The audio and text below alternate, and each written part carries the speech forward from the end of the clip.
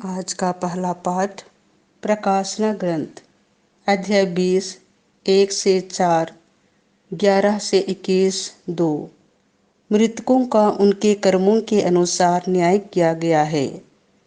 मैं योहन ने एक स्वर्गदूत को स्वर्ग से उतरते देखा।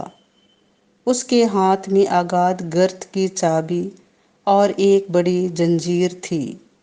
उसने पंखदार सर्प को, उसे पुराने सांप अर्थात इबलीस या शैतान को पकड़कर 1000 वर्ष के लिए बांधा और उसे अगाध गर्त में डाल दिया।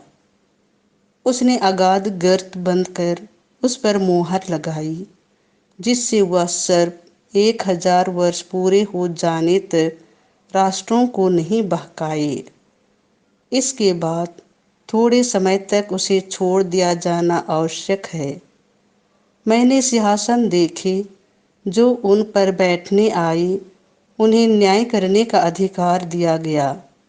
मैंने उन लोगों की आत्माओं को भी देखा जिनके सिर यीशु के साक्ष्य और ईश्वर के वचन के कारण काटे गए थे, जिन्होंने पशु और उसकी प्रतिमा की आराधना नहीं की थी और जिन्होंने अपने माथे और हाथों पर पशु का चिन्ह नहीं अंकित होने दिया था। वे पुनर्जीवित होकर मसीह के साथ 1000 वर्ष तक राज्य करते थे। मैंने एक विशाल श्वेत सिंहासन और उस पर विराजमान व्यक्ति को देखा।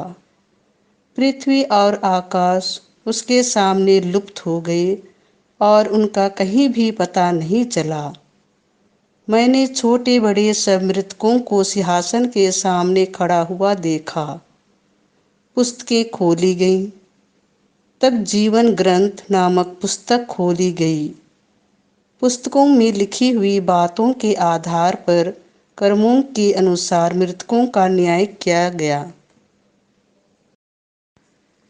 समुद्र ने अपने मृतकों को दिया, तब मृत्यु तथा अधोलोक ने अपने मृतकों को दिया। हर एक का उसके कर्मों के अनुसार न्याय किया गया। इसके बाद मृत्यु और अधोलोक दोनों को अग्निकुंड में डाल दिया गया। यह अग्निकुंड द्वितीय मृत्यु है, जिसका नाम जीवन ग्रंथ में लिखा हुआ नहीं मिला। वह अग्निकुंड में डाल दिया गया। तब मैंने एक नया आकाश और एक नई पृथ्वी देखी। पुराना आकाश तथा पुरानी पृथ्वी दोनों लुप्त हो गए थे और समुद्र भी नहीं रह गया था। मैंने पवित्र नगर नवीन यरूशलेम को ईश्वर के यहाँ से आकाश में उतरते देखा। वह अपने दूल्हे के लिए सजाई हुई दुल्हन की तरह अलंकृत था। यह प्रभु की वाणी है। संत लूकास के अनुसार पवित्र सुसमाचार अध्याय 21 पद संख्या 29 से 33। जब तुम इन बातों को होते देखोगे तो यह जान लेना कि ईश्वर का राज्य निकट है।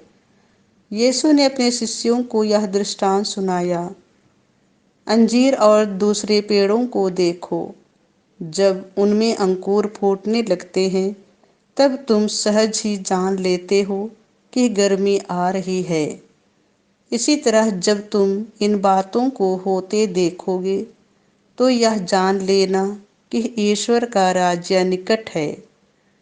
मैं तुमसे कह देता हूँ कि इस पीढ़ी के अंत हो जाने से पूर्व ही ये सब बातें घटित हो जाएंगी। आकाश और पृथ्वी टल जाएं तो टल जाएं, परंतु मेरे शब्द नहीं टल सकते। यह प्रभु का सुसमाचार है।